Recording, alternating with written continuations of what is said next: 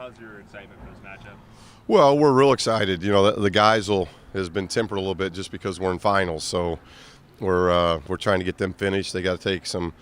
We're going to be finishing even on this road trip, you know, because some of the finals are hitting Thursday and Friday, and we obviously have to travel due to competition. So we're going to be doing proctored exams in Chicago Thursday and Friday. So that part doesn't make it any easier when you're trying to prep for the best team in the country. So, but we've had good practices. They've been spirited. They've been enthusiastic, and I've been doing this long enough. Usually finals week, it's like, do I really have to pick a ball up? You know, that type of thing. So it's a difficult time for them. And but I think by the time we get to Saturday, you know, hopefully they've got enough of what Kentucky's about and what we're trying to do that the guys are going to play hard and they're going to play with a lot of energy. When you were scheduling this matchup, I think it was a year and a half ago, what was the thinking then? And were you maybe hoping you guys were a little bit deeper by this point? Yeah, you know, and that's where we're at. You know, you're kind of caught because we've got the approach of we want to play people. I think the players and the recruits that we're recruiting, I remember that as a player, you want to play the best. So you want to play an upgraded schedule.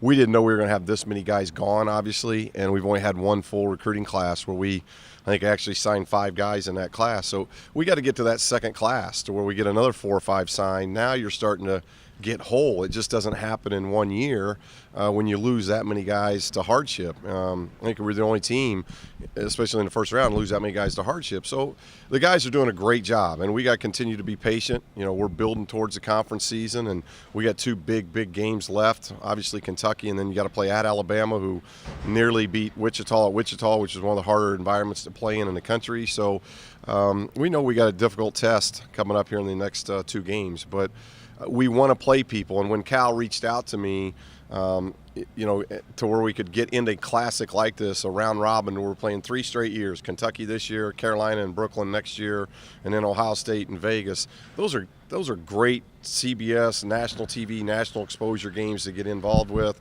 not to mention, you know, we're able to play in Maui next year. So we're starting to get that schedule to where we really like the non-league. Now as we get whole, I think it'll really benefit us. But this is a great classic to be involved with. Based on playing the North Carolinas and Oklahoma and Gonzaga, how do you gauge your basketball team? Well, you know, we talked about the Oklahoma game. The Oklahoma game, I thought we were right there. We just didn't make free throws. You know, that's something that you hope can be corrected. I think we're number 1 or number 2 in the country in free throw attempts, which is great. For a young team, inexperienced team, that tells us our offense is being aggressive. But you now have to make the free throws. You know, I think right now we've only got one guy over 70%. So we've got to work on those. Those are things I think can be corrected. The Carolina game got away from us, especially in the second half. We got in major foul trouble. First time we've had to deal with, I think, Norm in foul trouble. Norm was the Oklahoma game. And they did a really good job of pressuring us. We hadn't seen that kind of pressure defensively yet, and that got us out of sync. We had more turnovers in that game than we've had in any other game, and we've learned from it. The Gonzaga game, we were right there. We just gave up a run there in the first half that we just couldn't recover from. And they're so good offensively. They're very, very efficient. It's the best offensive team we've played all year. And then we had a bad offensive first half. Second half, we got our offense going, but they just score so easily and so efficiently because of who they are. And we didn't defend them well. So you're seeing an inexperienced team that's got to keep getting better defensively. And we know that. You know, that we know that's a wart right now for us. And we've got to continue to emphasize it, teach it, and the guys have got to catch on, and we just got to get better defensively. What kind of defense do you see this team evolving into? I mean, do you see it being this kind of mixture of man and zone the whole way through, or do you see Yeah, we probably have to, just because of our depth. You know, we can't.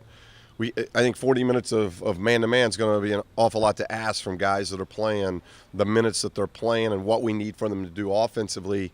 But I'm not saying that because in zone you rest. I think it's if you look at numbers, zone you usually keep people off the free throw line, so it's a little bit harder. Most coaches have 50 sets that they run against man, they got 3 or 4 sets they run against zone. So when you talk about mental preparation, when you talk about keeping people off the free throw line, that's really why we ran a lot of zone last year, and we're doing it again this year, not just because of depth this year, but we've had a lot of success in keeping people off the free throw line, and those are usually easy points. It keeps us out of foul trouble. We know we got certain guys we got to keep on the floor a lot, so foul trouble is one way of disrupting how we like our sub pattern to go. How do you think Bryce this year has balanced the distribution aspects of his job and then also being one of the primary scorers? Well, through, 11 games, I don't know how much more we can ask. He's averaging, 17, 18 points and nearly 7 assists a game and less than 3 turnovers. So, for a sophomore point guard that so many didn't think could run the point, there's nobody else in the country that is scoring at the level he's scoring at and assisting. When you get down to it, he's about 30-plus points of what our offense is about. And he's got a great knowledge of our system and how we do things. And he's got a great feel. For a young player, he's got a really good feel of when it's – and that's what I've talked to him about that I've really appreciated, of when it's time for him, that he's got to look for what he needs to do because the team's in need of that. And then he's really good about, okay, we need a post touch, or we got to get this guy something, we got to get the ball reversed. Or he's done a really good job of feeling that out, and I think he's just going to keep getting better with that. Now it's going to get harder because now that he's done those things, I think you're going to see now maybe the best defenders coming his way versus guarding our 2s and 3s. And so that means Isaac, Norman, they got to continue to play at a really high level and be ready to up their level of production. And hopefully having 5 guys in double figures gives us a balance to where they're not just prepping for one guy. But what he's been able to do early in his sophomore year, we've been very pleased with. Your 3 losses, the teams you played were high on experience. Very much. You guys are very much on experience. How long is it going to take your team to get to that level of experience where that's the one that's going to be? Well, we're going through it, for the first time. I hope the time we get to league play, Arizona's obviously got a lot of experience. Utah's got a lot of experience. Colorado, a lot of experience. Stanford to some degree. The rest of us, not so much. And so hopefully we can build and learn from the experiences that we're getting. Oklahoma, Gonzaga, Carolina, a lot of length, a lot of depth, a lot of experience. And now you're playing a Kentucky team that mainly outside of Cauley Stein are basically freshmen and sophomores, so young. But of their 9 guys in the rotation, you're looking at maybe 7 first-round picks, so it's a little bit different youthfulness. And, so these are things that we want our guys going into it, knowing that, hey, we can compete. We got a chance here. We got to do the things that we got to get better, at what we're doing, whether it's post defense, helping. One of the things we've really tried to stress, we've gotten better in the last 2 weeks of helping one another. Where we're still struggling is the recover part. I help you, but then I don't get back to recovering to my man. And defense is about helping and recover. If there's 2 most important words in defense, I think it's help and recover. And we're doing a better job with help. Our recovery is still very poor, and that's what we got to continue to emphasize and work on. You talked about free throws. How do you get? Because you are getting to the line. Right. You seem to hit one and miss one. Right. Except for with Price. Right. And that's sensitive of how much you dwell on it, because shooting is about a mindset. It's a confidence thing. And, so sometimes it goes in cycles where we put more pressure on the guys. We try to, mentally tell them, hey, this is an easy shot. It's 15 foot, nobody's guarding you.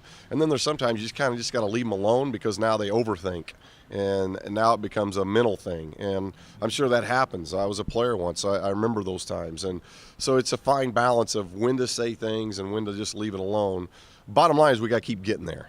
We don't want to get to the point where now we got guys playing offensively hoping they don't get fouled.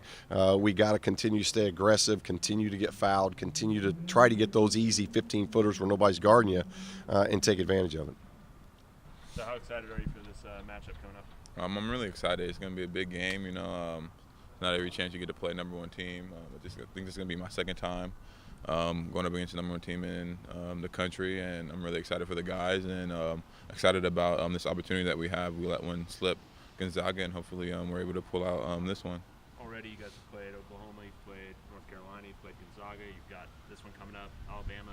What do you feel about the kind of upgrading in the schedule, the non-conference schedule this year, senior year? I think it's great, especially I want to play against guys. I'm really competitive. Coach is the same way, and this elite level competition, it's a proving ground.